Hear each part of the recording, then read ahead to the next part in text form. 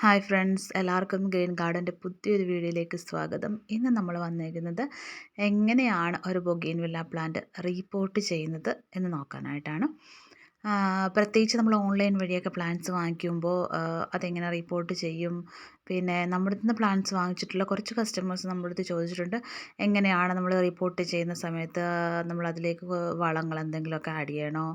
പിന്നെ ചിലതൊക്കെ അതായത് നമ്മുടെ സോയിൽ നല്ല ഹാർഡായിട്ടിരിക്കുമ്പോൾ അതിങ്ങനെ ഇളക്കി മാറ്റണോ, അല്ലെങ്കിൽ ഇളക്കിയിട്ടൊക്കെ വേണോ നമ്മൾ റിപ്പോർട്ട് ചെയ്യാൻ എന്നൊക്കെ നമ്മുടെ കസ്റ്റമേഴ്സ് കുറേ പേരൊക്കെ നമ്മുടെ അടുത്ത് ചോദിച്ചിട്ടുണ്ട്. അപ്പോൾ അതൊരു വീഡിയോ ആയിട്ട് ചെയ്യാമെന്ന് വിചാരിച്ചു. കുറേ പേർക്കൊക്കെ അറിയാം എങ്ങനെയാണ് ചെയ്യുന്നതെന്നൊക്കെ, കുറേ പേർക്കൊക്കെ അറിയാം. എങ്കിലും ഇപ്പോഴും അതിനെക്കുറിച്ച് ഡൗട്ടുള്ള ആൾക്കാർക്ക് മനസ്സിലാക്കാൻ വേണ്ടി നമുക്കൊരു വീഡിയോ ചെയ്യുന്നതെന്ന് മാത്രം. അപ്പം നമുക്ക് നമ്മുടെ വീഡിയോയിലേക്ക് നോക്കാം. ഇത് നമ്മൾ സെയിൽ ചെയ്യാൻ വേണ്ടി പാക്ക് ചെയ്ത് വെച്ച ഒരു പ്ലാന്റാണ്. ഇത് നമ്മുടെ കയ്യിൽ നിന്ന് തന്നെ താഴെ വീണിട്ട് അതിൻ്റെ ഒരു ബ്രാഞ്ചിന് ചെറുതായിട്ടൊന്ന് ഒടിഞ്ഞിട്ടുണ്ടായിരുന്നു. അപ്പോൾ അത് നമ്മൾ കൊടുത്തില്ല, പകരം വേറെ പ്ലാന്റാണ് നമ്മൾ കൊടുത്തത്. അപ്പോൾ ഇതിവിടെ വെച്ചിട്ട് ഇപ്പോൾ ഒരു 4 ദിവസം കഴിഞ്ഞു. ഇപ്പോൾ 5ാമത്തെ ദിവസത്തിൻ്റെ രാവിലെയാണ് ഞാൻ ഈ വീഡിയോ എടുക്കുന്നത്. കാരണം എനിക്ക് സമയം കിട്ടിയില്ല. അപ്പോഴേക്കും നമുക്ക് വീട്ടിലേക്ക് എടുക്കാൻ വേണ്ടിയിട്ട് ഞാൻ മാറ്റി വെച്ചതാണ്. അപ്പോൾ ഇത് നമ്മൾ ആദ്യം തന്നെ നമുക്ക് കിട്ടുന്ന പ്ലാന്റിൻ്റെ ഈ കവറിങ് ഒക്കെ മാറ്റുവാണ്. ഈ പ്ലാന്റ് കണ്ടാൽ തന്നെ അറിയാമല്ലോ, അത്യാവശ്യം നല്ല രീതിയിൽ വാടിയിട്ടാണ് ഇരിക്കുന്നത്. പിന്നെ നമുക്കിത് എങ്ങനെയാണ് റിപ്പോർട്ട് ചെയ്യുന്നതെന്ന് നോക്കാം.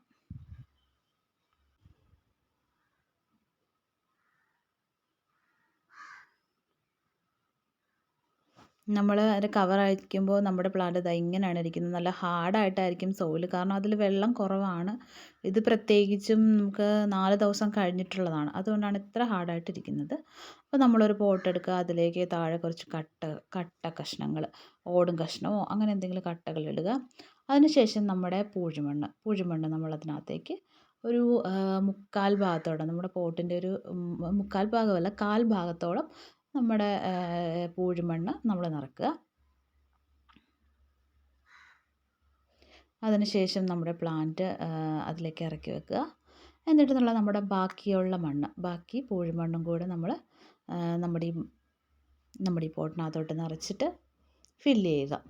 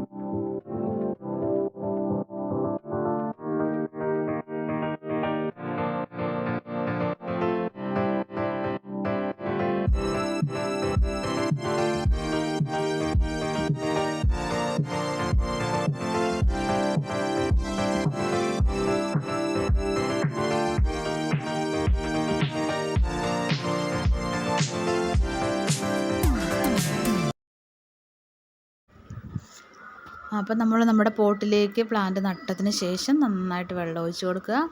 അതിന് ശേഷം ഇത് നമ്മൾ വെയിലത്ത് വെക്കാതെ തണലുള്ള ഭാഗത്ത് എവിടെയെങ്കിലും, അതായത് ഡയറക്റ്റ് സൺലൈറ്റ്, അതായത് സൂര്യപ്രകാശം നേരിട്ടടിക്കാത്ത എവിടെയെങ്കിലും നമ്മൾ വെക്കുക.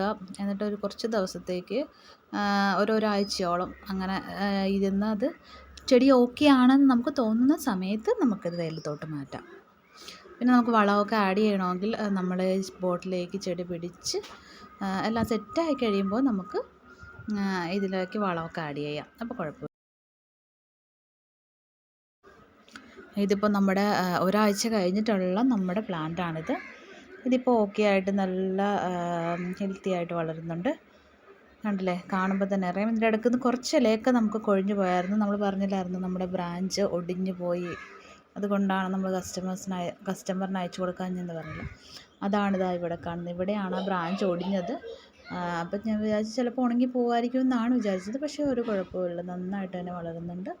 ഉണങ്ങുവാണെങ്കിൽ നമുക്ക് അവിടെ വെച്ച് കട്ട് ചെയ്ത് കളയാം എന്നൊക്കെയാണ് നമ്മൾ വിചാരിച്ചത്. പക്ഷേ കുഴപ്പമൊന്നുമില്ല, നല്ല ഹെൽത്തി ആയിട്ട് വളരുന്നുണ്ട്. അപ്പോൾ അപ്പോൾ എല്ലാവരും നമ്മുടെ വീഡിയോ കണ്ട് ഇഷ്ടപ്പെടുവാണെങ്കിൽ നമ്മുടെ വീഡിയോ ലൈക്ക് ചെയ്യണം, ചാനൽ സബ്സ്ക്രൈബ് ചെയ്യണം, ഷെയർ ചെയ്യണം. Thank you.